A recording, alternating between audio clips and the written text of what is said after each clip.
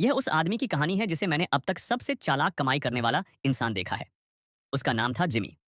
वह पाइपलाइन में छेद करने का ऐसा उस्ताद था कि बड़े-बड़े लोग उसे बुलाते थे। उसका तरीका बेहद खतरनाक था। वह ड्रिल को पाइप में धीरे-धीरे डालता और आखिरी 1 मिलीमीटर पहले रुक जाता। दरअसल यही उसकी चालाकी थी। पाइप के भीतर का दबाव खुद रास्ता बनाता, जिससे चिंगारी नहीं निकलती और तेल में आग लगने का खतरा खत्म हो जाता। अगले ही पल तेल बहने लगता और केवल 3 मिनट में जिमी लाखों कमा लेता। एक दिन उसे एक बहुत बड़ा प्रस्ताव मिला। यह काम दिया था वरुण नाम के अमीर कारोबारी ने। योजना थी शहर की मुख्य पाइपलाइन में 2 फुट का छेद करके लगभग 500 करोड़ का कच्चा तेल चुराना।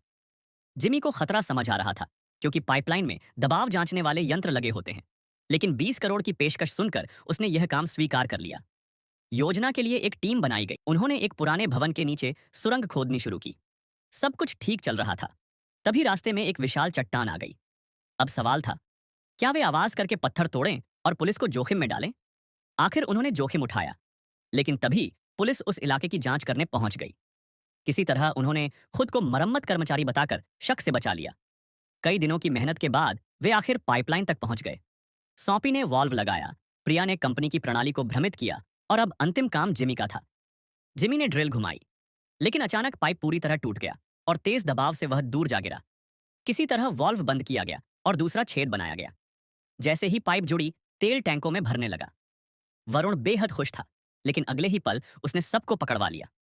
असल में वह पाइपलाइन को उड़ाकर तेल की कीमत बढ़ाना चाहता था। तभी जिमी ने हिम्मत दिखाई। उसने बंधन जलाकर बम उठाया और दौड़ पड़ा। विस्फोट होने ही वाला था, उसने पूरी ताकत से बम दूर फेंक दिया।